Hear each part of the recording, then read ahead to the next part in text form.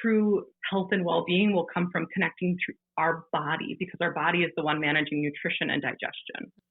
We are Gold Ivy, a health company dedicated to simplifying health and wellness. The industry is lacking the honest experience and grit required to overcome the struggle, and we're here to fill that gap. You decide what works for your daily life and how to transform our lessons into your gold. Join us on the fearless pursuit of self-discovery and growth. This is Ivy Unleashed, a Gold Ivy production.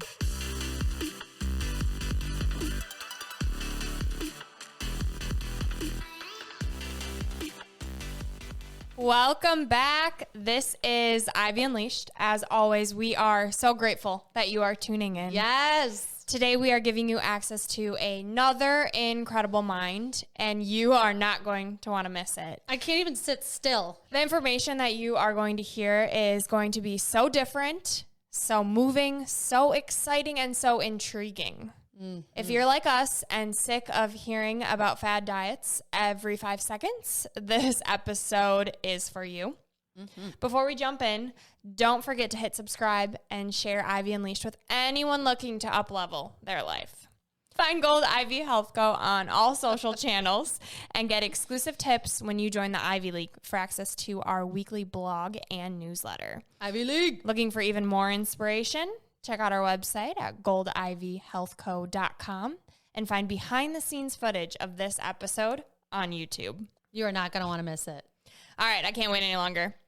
Today, we are talking all about anti-diet. Our relationship with food is hard to even put into words, and our culture and media affect how we feel about food more than we will ever know. Yeah, it's scary and powerful, and our guest today has a lot to say about it. And it's changing the way I'm viewing it, for sure. Mm-hmm. I invite all of you to open up your mind and hearts to think about what messages have been normalized to you in regards to food and body image, how you feel when you look at social media about yourself, and why. Our guest today is a holistic health coach, the founder of House of Ojas, a company that focuses on healing one's relationship with food and helps individuals to become aligned with their purpose and intuitive wisdom. Nellie is a yoga instructor and even studied Ayurveda in India. You're in Nellie's presence. You feel the energy of a powerful woman who has aspirations, and you know she's going to crush them. If she's leading your yoga class, she's got the best music,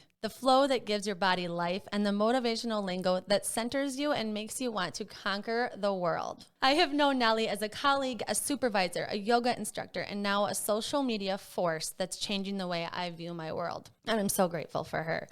She empowers women to accept and love themselves in every capacity and truly enjoy food, which is something we all need to work on. Mm-hmm. If you don't follow her on social media, you're doing yourself a disservice because every post of hers is so valuable. So let's jump in with the one and only Nellie Brau. Welcome to Ivy Unleashed, Nellie. Thank you for being here. Thank you both for having me. I'm so excited. Yes. Well, first of all, how are you? How are you doing in 2020? Are you surviving? Are you thriving? How's it going? That's such a loaded question. I am doing as good as one could do. I have really, of course, leaned into the whole nesting aspect of being at home. So lots of cooking, a little bit of home improvement. It's been okay. I feel grateful that I can keep doing my coaching practice, of course, from home. So it's been all right. Yeah, that's awesome. Good. Well, let's not waste any time. Let's jump in. All right. Well, the first question I have, and I can't wait to hear how you even explain this because it's so powerful. And my question is, what is diet culture and why is it ineffective? Yeah. So diet culture is an institutionalized set of beliefs about food, eating, and the body. And it's primarily present here in the United States, but also you see this a lot in other Western cultures. And it really focuses on restriction, food rules, and a narrow definition of acceptable bodies. Basically, it's going to worship thinness and equate it to health and moral virtue. We know that that's not true, but that's kind of the hallmark of diet culture.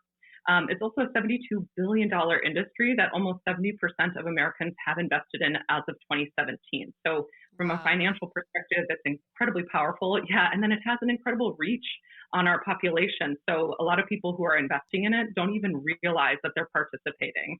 I think, it's easy for us to recognize diets as a culture, something like a Weight Watchers or Jenny Craig or Nutrisystem, that's really obvious.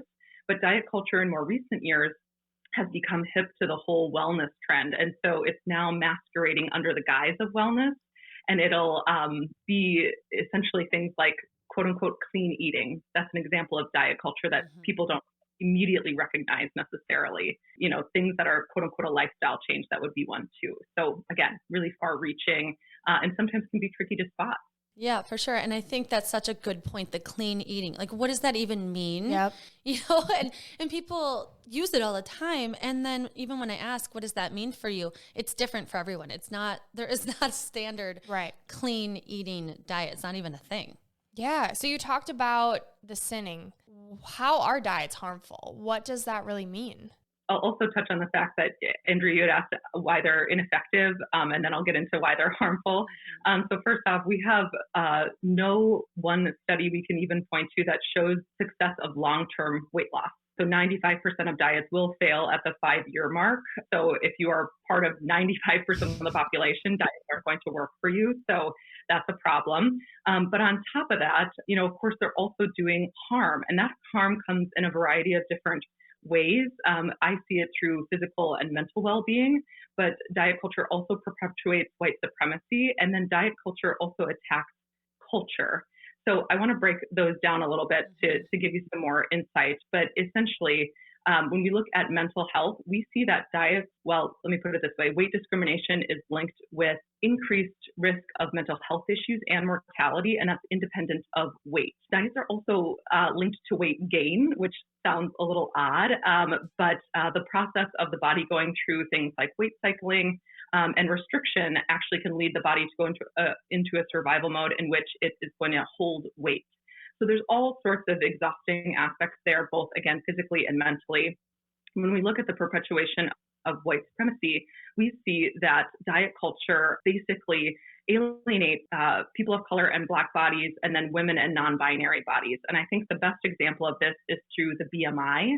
The BMI, or body mass index, if you're not familiar, is how even in the US today, we measure health through weight. Which we just, again, like I've explained, don't have a lot of evidence around. And within that system, if we look at the history, the studies that make up the BMI were based on white male European bodies only. So incredible exclusion, right? They're not inclusive. And then on top of that, these studies were used to support eugenics, which then justified things like genocide, slavery, and discrimination based on race.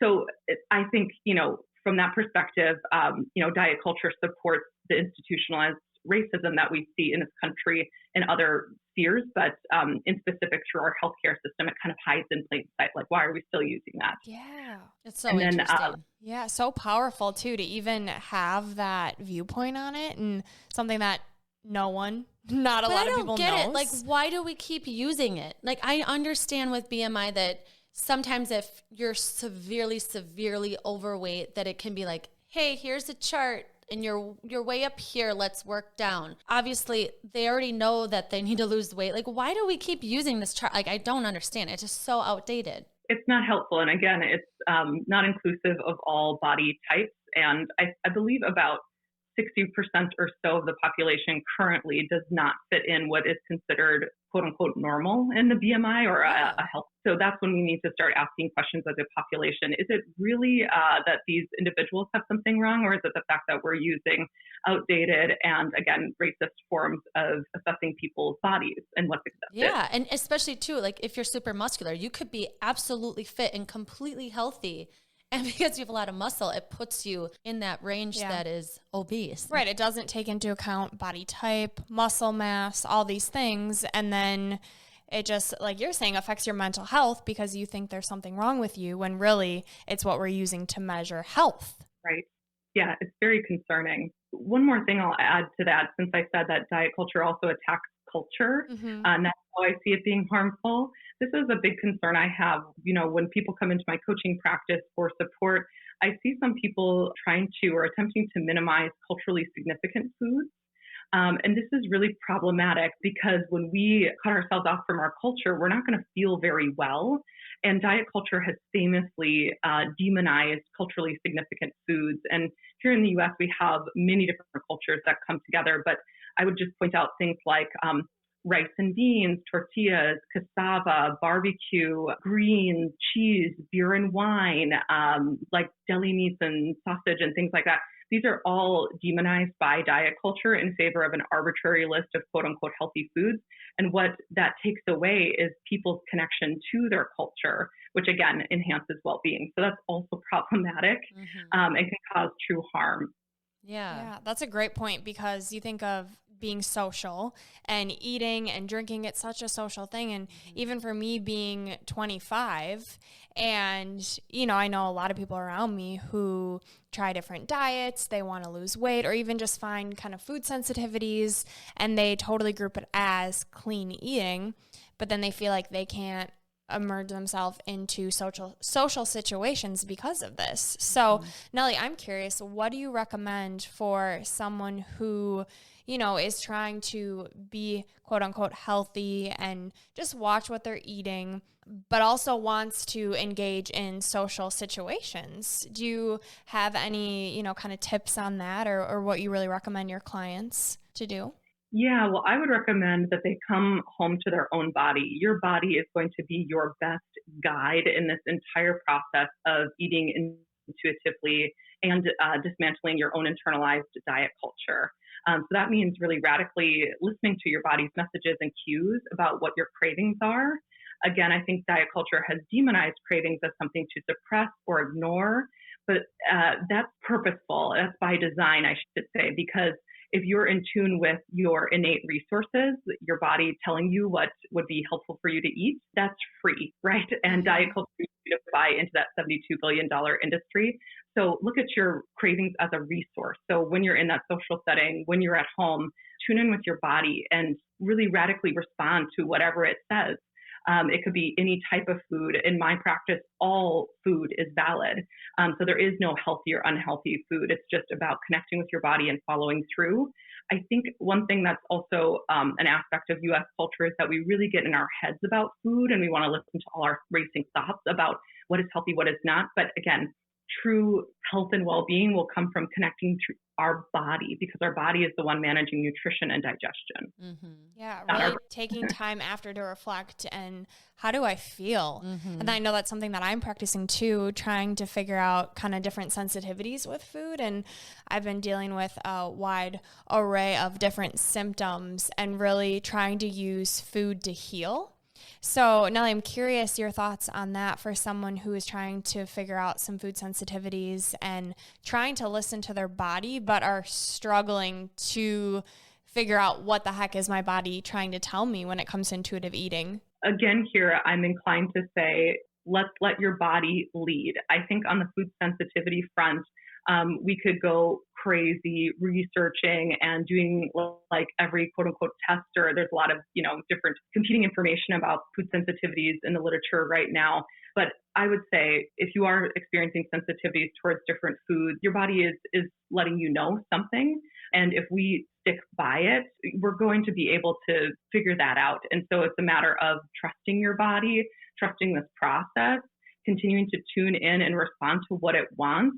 And again, I know that is challenging because it means you're going to have to trust if your body just wants tons of chocolate chip cookies constantly, right? That was going to be my next question. What if it is enjoying what it quote unquote shouldn't be? Yeah, I would say your body is always going to be correct and it's never going to betray you. And so if it is sending these sensitivities or if it's sending cravings for constant cookies, like we have to radically trust that.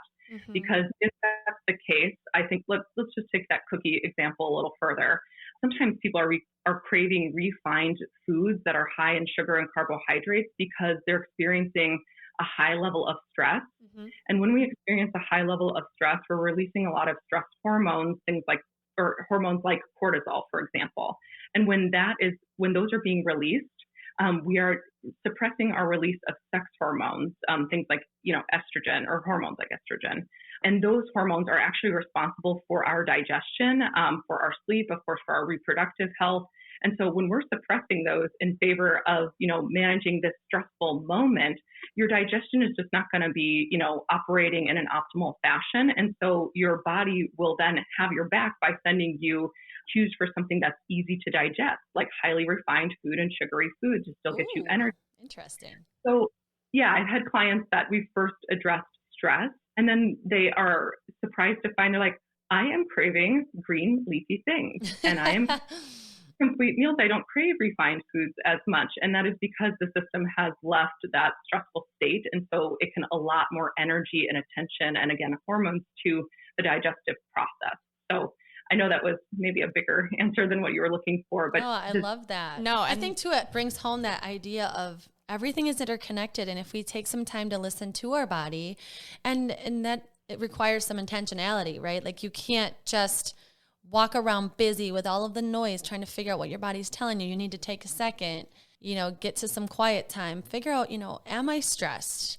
Have I got enough sleep? Because if those things are addressed first, sometimes it can kind of, like you said, tie you back to healthier options that come from the earth, or something that your body now has the capability to break down because you're taking the stress away a bit. And just, it's awesome how that's all combined together. Yeah. And you talk a lot about through social media about body wisdom. And I think this perfectly ties to that of listening to your body, listening to what your mind is telling you, and kind of getting in tune with that together. But I'd love for you to talk some more about body wisdom, because I feel like you have so many great tips and ideas about how important that is to focus on. We have to take a minute break here to tell you about something delicious and good for you. Please and thank you granola bars, owned by our good friend Britt, are literally named to remind us about manners and to have a little fun with good food. These granola bars are a small seed in a big field of showing each other kindness and respect. My kids are obsessed with the Golden Rule granola bar, and I start almost every single morning with the Yes Please granola. So good. I pair it with a mix of berries, yogurt, and chia seeds, and it is such a fast, easy, and delicious way to start off my day. So why please and thank you? Because they're a reminder of manners, and that it's okay to respect each other, even if we don't agree with each other. Because of the earth, we support our world instead of taking away. Our earth is precious, and they focus on packaging that will eventually become part of the earth. And because of you, you are important, and we need to make sure that we only share with you products made with whole ingredients, jam-packed with nutrients. Not only do these granola bars remind us of being good, they are good. All of them are gluten-free, most are dairy-free, and they have nut-free and vegan options. In partnership with Gold Ivy, Please and Thank You would love to offer Gold Ivy listeners 10% off when they use our promo code GOLDIVY, one word, on their website, pleasethankyouGranolaBars.com. After each 10 orders that Gold Ivy listeners place, they will gift a free batch to a lucky listener. So make sure to follow them on Instagram and Facebook too. Just search Please and Thank You Granola Bars. So go ahead, grab these granola bars and granola whenever you want, but make sure to use your manners. Please and thank you. Well, as I've already, touched on, I'm a firm believer that the body knows exactly how to take care of us. We have all the resources within. And I like to say that, if diet culture didn't exist, intuitive eating would literally just be eating. We humans have evolved to know how to eat, how much, when, where, all of that. We know. So it's about putting that trust radically into our bodies and realizing that our bodies can balance our nutrition. And the way we tune in with that is through those cravings, like I was talking about. So if your body is sending you a craving for a specific food, to really look at that as a resource and then to follow through to the best of your ability. I think that's what I would recommend is one of the best ways to get started with this process of cultivating body wisdom, is really listening and then following through so that your body can realize that you are to be trusted. Our bodies are sending us messages all the time about what they need, but if we have cut ourselves off from our body for a long time in favor of following some external experts' advice, quote unquote experts' advice, or some new idea about food that is very cognitive, then again, we're missing the message to show your body that when you send me a cue for something you need, I'm going to follow through. That can be a really great way to get started. And if cravings feel a little bit challenging to start with, I know I've had clients that say, like, I don't know if I'm there yet. One really simple way to practice this that all of us can do is practice going to the bathroom when you need to. I know that sounds kind of silly, but a lot of people in the West hold their whatever it is when they need to go. So just one more email, just one more thing, I'll get to that, etc. Or I need to do this. So that could be another way to get in tune with your body and its cues, is just to, and build that trust again, is to, when you have to go to the bathroom, then go, to show your body that you can be trusted. I love that. I feel like this is getting you back to your human nature of setting the phone down instead of all of the opinions, all of the images, all of the rules, all of the experts, all of the tips. Set it down and just listen to your body. Do what feels true to you. And until you take the time to quiet all the external noise, you're not going to know what's true to you. Yeah, that's powerful. Yeah. And I know, Nellie, you have traveled the world. You've been all different places. And do you feel like that has kind of changed the way that you view food and your relationship with food? Or do you feel like it's just going there and eating their food or seeing their cultures? You know, what is it about traveling that's kind of affected you when it comes to diet culture? Oh, thanks for asking this, because I actually feel I owe it to my time abroad, or I owe my relationship with food to my time abroad, because I struggled with disordered eating and mental health challenges here in the United States as a teen and young adult. And then after I graduated from college, I spent a couple of years living in France, and the idea and relationship with food in France is so radically different that I was ushered into this beautiful world in which food is not a transaction. It is not an object. It is really all about pleasure and investment and time. And so I learned how to really slow down and enjoy food, I think, for the first time. If you grow up here in the United States, the message is usually that food is an object, or food is fuel. And so it's highly transactional in that way. Luckily, I noticed that even in my travels beyond France, diet culture wasn't one of our best exports out of the US. And so the rest of the world is not bought into as much these concepts of dieting and weight, which is great. So again, learned all about the fact that food is really pleasure and something to invest in when I was in France. And then I think another cool thing I learned when I was I was traveling around multiple countries in Asia, how variety in food can really support satiety. So you might have a lot of little bowls of different things, a lot of diverse use of spices, things of that nature. And that was really cool.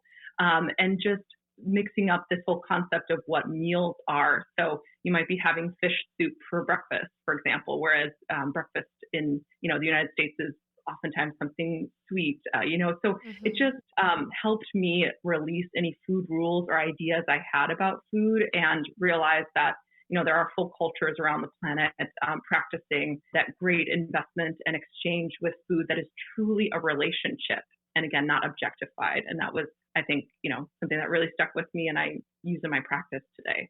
Yeah, and I love the pleasure, the social aspect of it in a lot of cultures. And I find, as I'm paying more attention to it here, even at a social gathering with friends, how we talk about food, like, I shouldn't really be doing this. I shouldn't be having this. Yeah. I feel like we talk about it in a way that's like this suppressing way of thinking about food. It's not exciting to have it.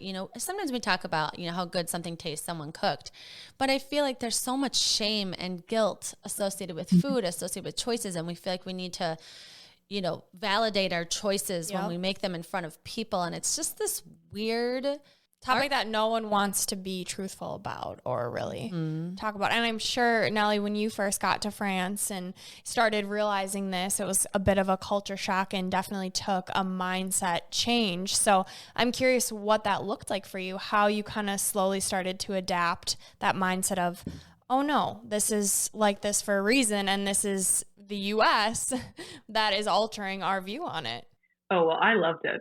I was born for, a culture that views food as pleasure, because I've always loved food. I was a great eater as a kid. I was the kid that, like, you put something on a plate, it's all gone. Like, I just loved food. So I was always a mismatch for a, culture that's steeped in diet culture. So I think I got to France and saw how people saw food like I inherently did, like as pleasure and something to, talk about for hours and really enjoy and to, again, invest in. So I think I was relieved. And I think it happened so naturally that I could embrace their concepts about loving food because everyone around you is doing it. Mm-hmm. And actually, that's part of my hope for my coaching practice.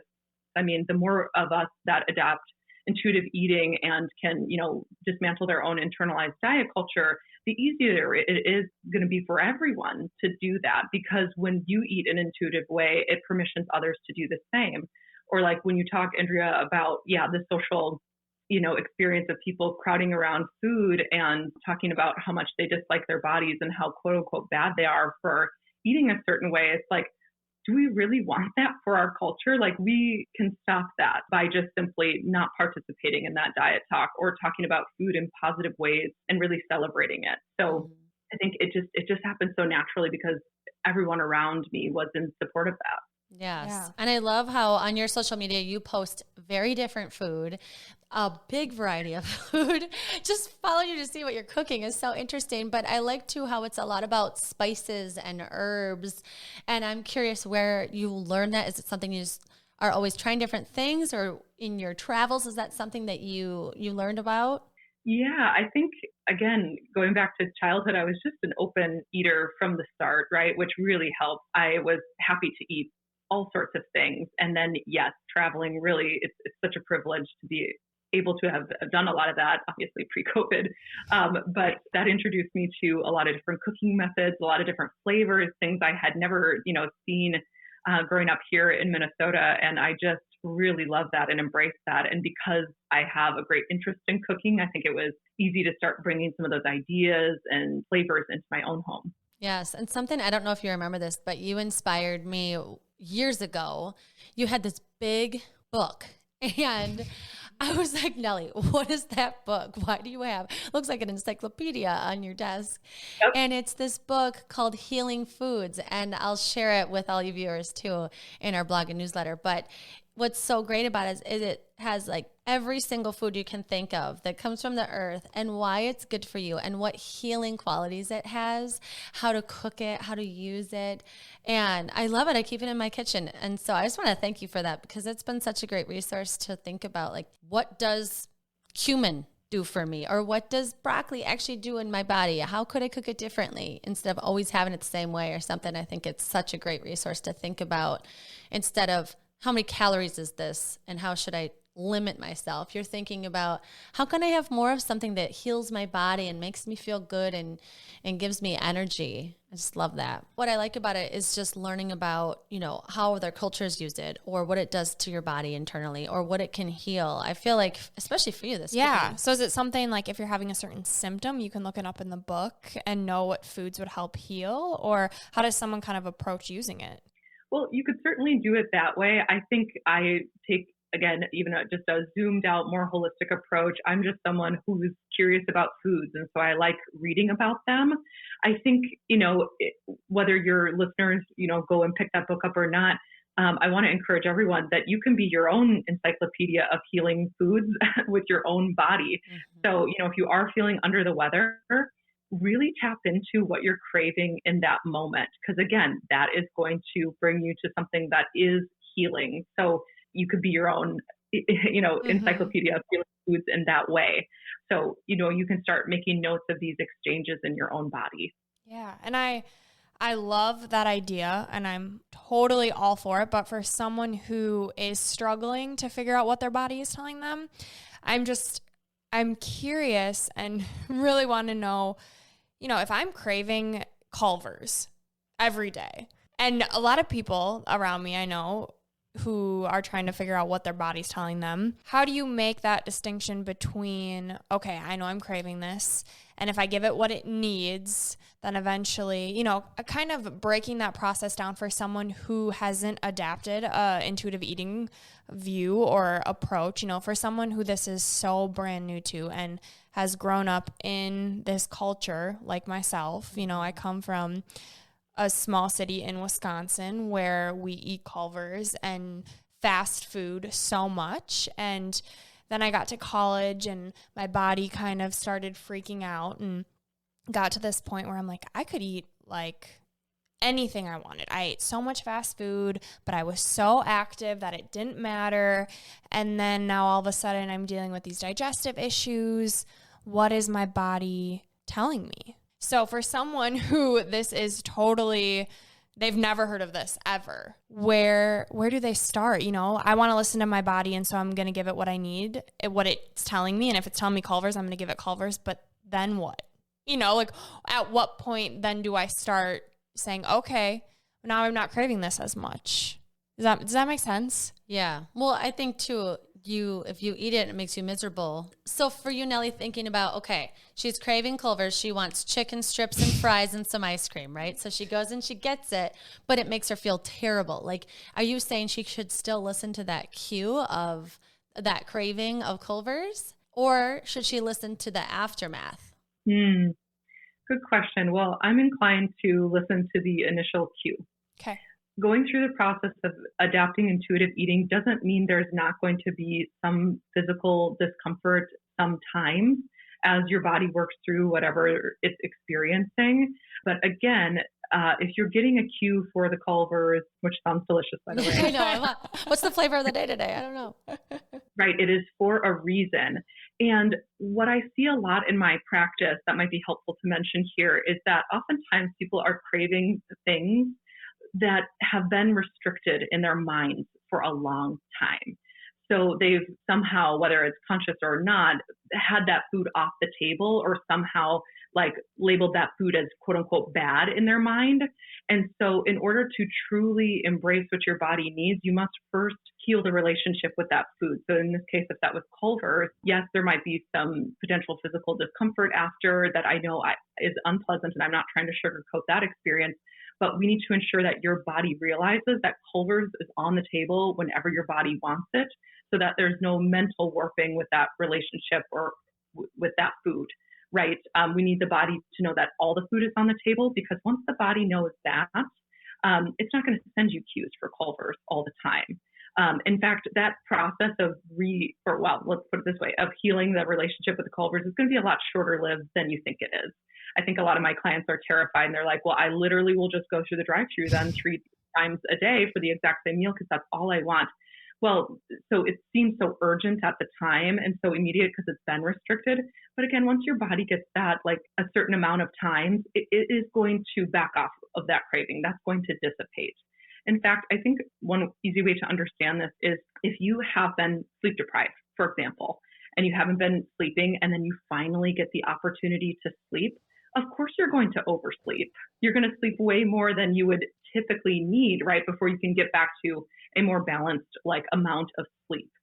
But when things are restricted, we are going to almost overcorrect to start, but then we can kind of come back to balance or back to center.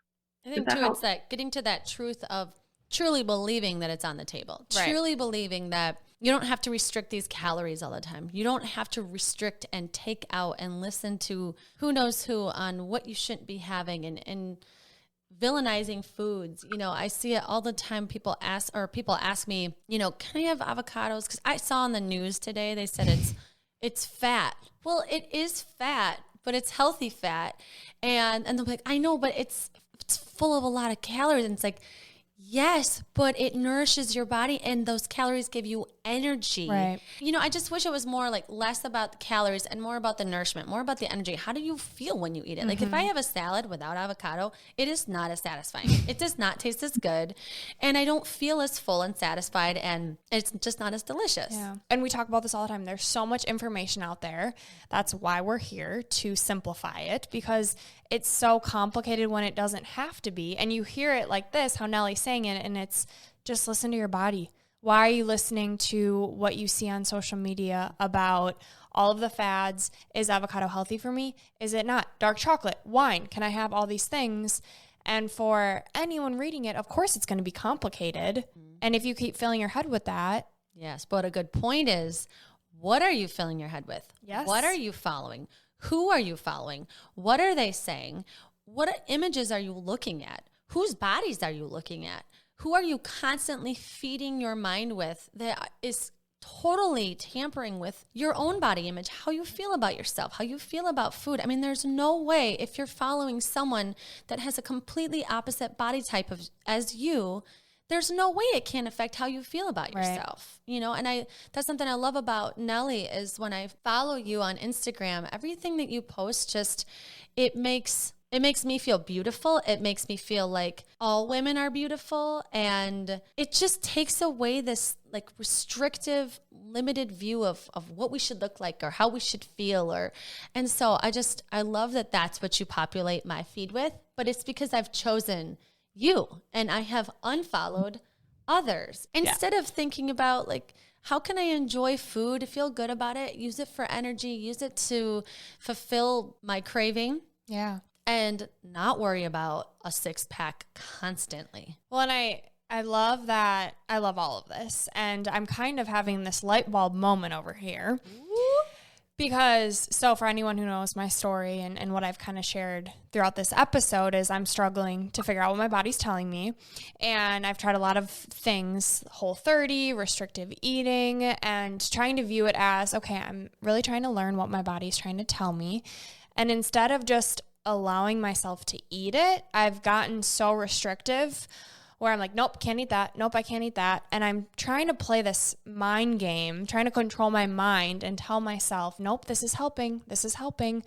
When I view it, like what you're saying, Nellie, it's like, no, it's not. Why do I not just allow myself to feel and to eat? And the light bulb moment that I'm having is whenever I just let myself do and just be.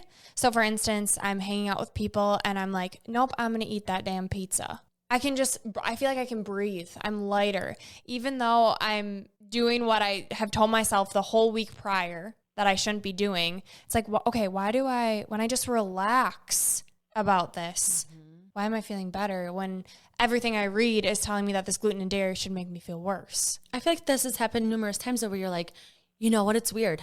I had multiple glasses of wine last night and pizza and I feel fine. Yes. But also there's times when I don't.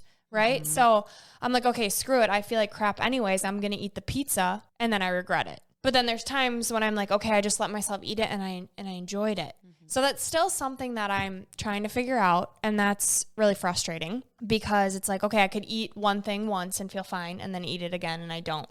But is it the stress? Is it all these other factors that are interconnected? So, and I think it's different for everyone. And like you're saying, Nellie, it's something that we just have to listen to our internal cues and cravings and kind of go from there. I mean, it's also like I crave Culver's, right? And then I eat Culver's when I'm hungover and then I feel like crap, but then I don't forget or I don't remember how crappy it made me and I still crave it again. So it's like, how do you figure that out? How is this inner dialogue affecting my actions and what I want? And it's just kind of this jumbled mess in my brain right now. Well, it sounds like you kind of already said it though. You said, if I sometimes just relax about it, if I get in that relaxed state of not like hyper analyzing everything, you feel better regardless. Yeah. Well, and everything I read is avoid gluten, avoid dairy, avoid all these inflammatory foods. So I think that they're helping me. And then I'm like, okay, well, I don't feel different. But have I not waited long enough to feel the effects of eliminating them from my diet? I don't know. Yeah. Nellie, have you had any experience with anybody that's done like eliminations, food sensitivity type of things? And how would you progress with Brooke? Okay. Well, we could do a whole separate podcast on this. And I know that there are some people who do see benefits of things like elimination diets and really getting to the root of what works for them, what doesn't. But again, I'm going to call us back to the body. We don't need to put the body on any sort of plan or like we, bring this in to isolate to see what's going on. If we're paying enough attention, we can see what the body is doing well with versus what is just maybe not a fit. And remember, your body's got your back. So we don't have to like manipulate things for the body. The body is going to give us that information. And so I think sometimes that while you're doing your very best to invest in yourself and take care of you, sometimes it's a little bit distracting to do some of those plans when in reality you could be shifting that energy into just really radically tuning in again to what's going on in your body at any given moment. And then you would maybe be making that link between, when I'm in a restrictive thought pattern, it doesn't seem to go well no matter what I eat, right? It might not be about gluten or dairy or whatever. It just might be that, again, you're in a place where you're releasing stress hormones. So it's really hard for your digestion to be operating well, versus on those days that you're able to kind of release that and give yourself some space from that. You can eat gluten, dairy, wine, whatever it is, and things go fine. So yeah, I think I am definitely going to be leery of any sort of recommendation that puts a certain food group or nutrient or something as off limits, or is going to say to you, in order to be healthy, you're never going to eat gluten again. Like, it's just not realistic. And yes, there are some of us that do feel better when they're not eating gluten. There's also a ton of us that feel just fine eating gluten when our stress is in check and we're feeling good in other areas of our life. And I don't think that those individuals are less healthy because of it. I know I'm coming with some different kind of ideas here, but I think that, again, this is all going to come back to supporting your body. And sometimes when we get so invested in all these different ways we could, investigate, we're almost missing the point because we're so up in our head that we're not truly there with the body. Yeah. So if there's one thing you could tell people who are just trying to slow down and listen to their body, maybe one small step that they could do to figure it out, would it be to start a food journal, or how do you quiet the mind when you're feeding it so much and it's so loud and you're overanalyzing everything? Yeah, I think this ends up being a little bit different for everyone. Like, I've seen my clients all take a different, route. I would say, if food is feeling like a high pressure type of relationship for you, and like you said, like, you can't turn off the food thoughts, and that's really tough. Maybe that's not the place to start. Maybe go for some place where there's a little bit lower hanging fruit, so to speak. Like, can you tune in to your body in other times? Like, sometimes movement helps for people. So could you, be really mindful and connect with your body during an exercise, for example? Or could you recognize how you feel when you wake up in the morning after you've slept? Could you make note of, oh, today I'm feeling particularly energetic. Oh, today I'm really feeling sluggish. Like, could you connect with your body in other arenas first? And then that, relationship and those cues are going to be strengthened so that when you do get to an arena that is perhaps more complex for you or feeling, more intense, then you already have that relationship with your body built up a bit so that you're going to start recognizing, what it might be sending you by way of cues around food and digestion. I love that, kind of starting where you are, using what you have. Okay, Arthur Ashe. But it makes it less overwhelming, and you feel like you have more control when you focus on it like that. And kind of, I have this analogy of the dog pile, and something that my therapist had said, where it's starting with what you feel like you can do to then slowly kind of get to that root cause. So I love that. And I was thinking too about how there's a lot less, stigma around how much sleep are you getting. You know, we easily can talk about sleep, like, I didn't get much last night, or, I got a ton of sleep. Like, and there's not a lot of shame around sleep. Right. But with food and the choices, it's just wild. And so do you feel like that's a lot of social media news, like stuff like that? Do you feel like that's where that comes from, or do you feel like it's from something else?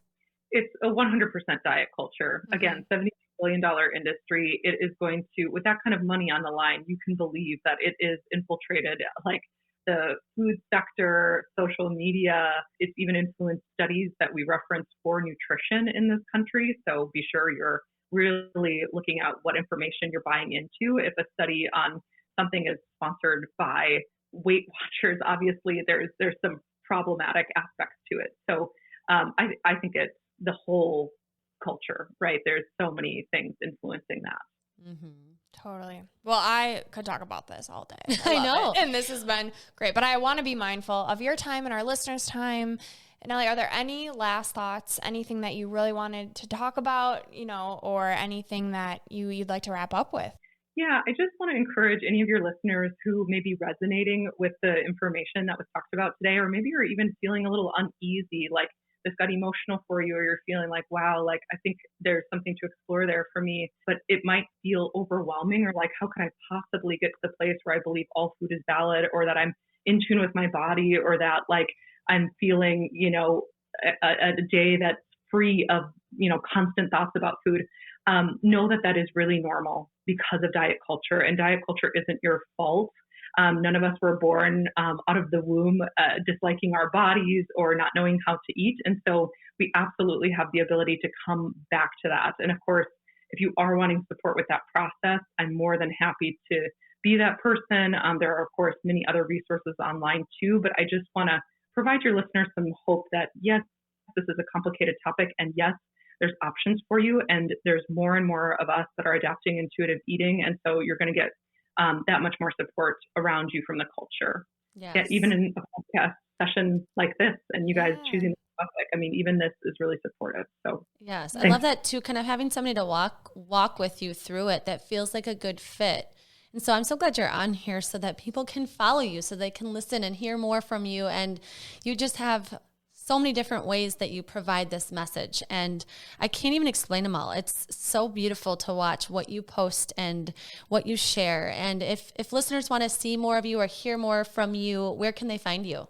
Yeah, well, I'm, of course, like you mentioned, on Instagram. So that's at House of Ojas, and House is Haus. Otherwise, you can just come to my website, houseofojas.com.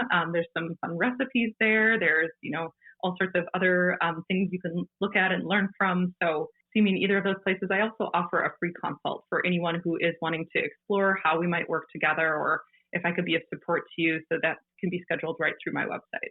Yeah, and we'll link her website and Instagram handle right in the show notes. So if you're driving or don't have a chance to write this down, know that it will be available to you on the show notes, the blog, all of our social channels. We want to make sure that you know what these are so that you have access to her You will know where to find Nellie. Yes. Get you some Nellie. Well, we just want to wrap up like we always do. And so, Nellie, we end all of our shows with our 3 gold stars. So these are our takeaways. So top 3 takeaways to anyone listening. If you want to leave them with 3 things, I mean, there's been so much great information, but top 3, what would they be? Yeah, well, like I said, I want to start out with some low-hanging fruit to play with. I know these are big topics. So the first one I would say is just if you can play in your head with your self-talk and release to the extent you can the dichotomy that is made about food within this diet culture we live in. So if you catch yourself either internally or verbally saying food is unhealthy or healthy, or good or bad, see if you can free yourself from that and just come to a neutral place. That helps you practice the fact that all foods are valid. Love that. So that would be my first takeaway. My next one would be, and I think Andrea is great, you alluded to this earlier in the conversation, diversify your social media feed. This is something that any of us can do right away, even if this topic is brand new to you. Like you said, Andrea, go through your feed. If anyone is making you feel not good about your body or making you feel obligated to eat in a certain way or think that you should, behave a certain way with your exercise, et cetera, that's not a person to follow. You want to, go to those pages or accounts that make you feel good, that make you feel valid in your body exactly as it is today. And that social media editing, can be done fairly quickly and have a big impact on the images and messages you receive. The last thing I would say would be to embrace to the extent you can the fact that we eat for not just physical reasons. Again, in the US, we always talk about food as fuel or food as an object, but food is alive and it's a relationship. So begin to embrace the fact that we eat for emotional reasons, we eat for social reasons, we eat for cultural reasons, for spiritual reasons. We are actually in the holiday season right now. And so, of course, we're eating for a lot of non-physical reasons, and that helps us support our social relationships. It helps us participate in a culture, in a religion, if that's something you're doing. So, these are really important reasons to eat. There's no hierarchy of why you're supposed to eat, with physical nourishment being the top. So I would just encourage your listeners around that and, to remind them that things like champagne have little physical nutrients, but of course we love it and we want to embrace something like that because it brings us joy. Absolutely. And I love all those because it's proof that you have control. If you're feeling totally out of control, there are small things you can do to take back control. And ultimately, you're the only one that can do it. You have the control. All right, next segment, Unleashing Ivy. So, Nellie, these are our rapid fire questions. So we have 3 for you. I cannot wait to hear what she's going to say. All right, you ready? Yep. All right. What's one thing you do to center yourself around food choices? I mean, I eat whatever I want. I think that is the biggest center here, right? Like if I check with myself and I want it, then I eat it. It's that simple. I know that sounds simple, but it actually is like No, a but that's the whole point. It doesn't have to be this complicated. You don't have to read all these. Oh, yeah. Couldn't have been a more perfect answer. I love that. All right, next up. When you're really struggling with body image, what's one thing that steers you in a positive direction? Well, in those moments, because it's not if they happen, it's when they happen for most of us, I like to do something that shows my body some love or care. Like, for instance, I'm really a bath person and I love like Epsom salts and the whole like bubble bath scene. So if I can take a bath or if I can like do a multi-step skincare routine or just something that shows my body some pampering and some love in the moment to help me remember that my body spends all day taking care of me. And so those thoughts just aren't helpful, but I can show my body care in that moment. And that always makes me feel a little bit better. Yeah, absolutely. And for me too, it's when I am in those moments of, whether it's body image or anything, and I feel like I'm struggling, it's the simple act of just taking some sort of action and not playing a victim and being like, nope, I have some control. Let's just do something. It's amazing how much better that makes me feel. All right, number 3. What's one thing about body image or diet culture that you wish you would have known sooner? I think the biggest thing is that I wish when I was first, researching health and nutrition and like many of your listeners, probably just doing whatever I could to live a healthier life, I wish someone would have told me earlier that healthy foods does not necessarily equate a healthy life, quote unquote healthy foods. That is like that's not a exact equation. I wish someone would have said like, just because you eat, well, doesn't mean you're going to be healthy. In fact, if you get too rigid with this like focus on healthy foods, it actually is causing harm and can, create damage. So I really wish I had not kind of grown up in a culture that had that dichotomy of healthy or unhealthy foods, because it's just not helpful. Yeah. I know a lot of people can relate to that. Absolutely. Nellie, we just want to thank you so much for joining us. I know it has been helpful for me, and I am selfishly so grateful. And this is going to be amazing. You're going to help so many people. And I'm never going to let you go. I'm going to keep following you, and I'm going to have you come with me wherever I go, and you can be my yoga instructor, and you can play your playlists for me.